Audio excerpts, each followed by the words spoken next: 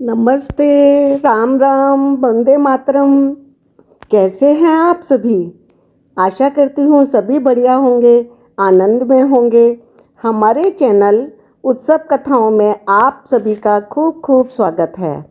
इस चैनल पर व्रत, त्योहारों, पुराणों आदि की कहानियाँ सुनाई जाती हैं। ये कहानी नाम है कर्म बड़ा या भाग्य।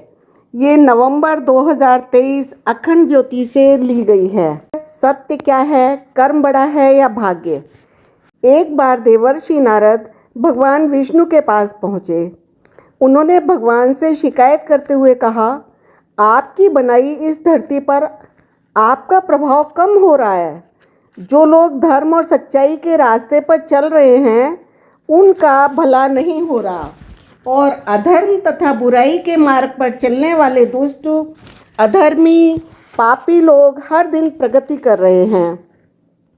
यह सुनकर विष्णु भगवान मुस्कुराए और बोले, जो हो रहा है वह सब नियति है। नारद जी बोले, भगवान, मैं पृथ्वी पर यह सारा दृश्य अपनी आँखों से देखकर आ रहा हूँ, फिर मैं कैसे मानूं कि जो भी हो रहा है वह सब नियति है? भगवान बोले, ठीक है, आप कोई ऐसी घटना बताइए जिससे आपकी बात सिद्ध होती हो। देवर्षि नारद बोले, अभी मैं एक वन से होकर आ रहा हूँ। उस वन में मैंने देखा कि एक गाय दलदल में फंस गई थी, लेकिन उसे बचाने वाला कोई भी न था।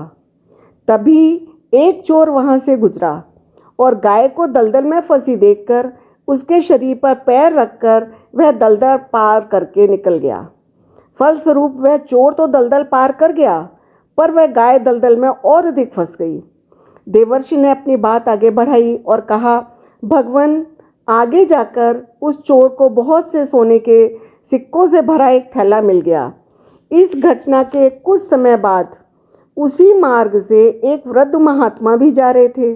गाय को दलदल में फंसी देखकर उन्होंने अपनी जान को जोखिम में डालकर उस गाय को दलदल से बाहर निकाला और उसकी जान बचाई।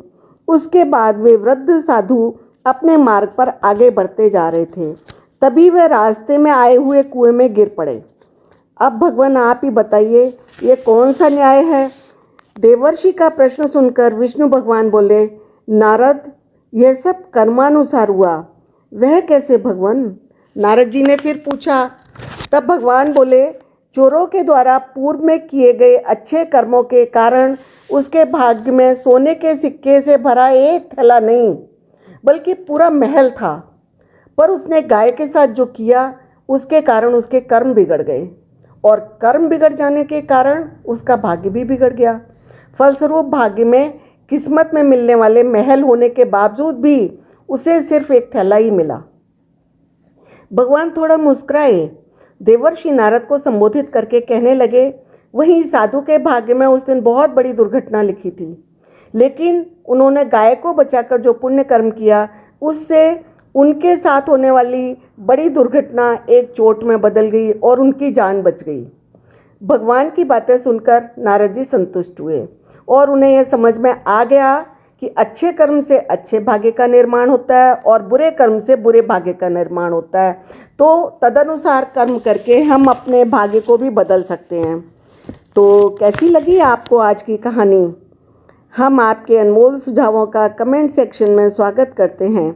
यदि आपको हमारी कहानी अच्छी लगी हो तो चैनल को ज़्यादा से ज़्यादा लाइक, शेयर, सब्सक्राइब करें, जिससे आने वाले वीडियो के नोटिफिकेशंस आपको समय समय पर प्राप्त होते रहें। तो फिर मिलेंगे नए वीडियो में किसी नई कहानी के साथ। तब तक के लिए राधे राधे।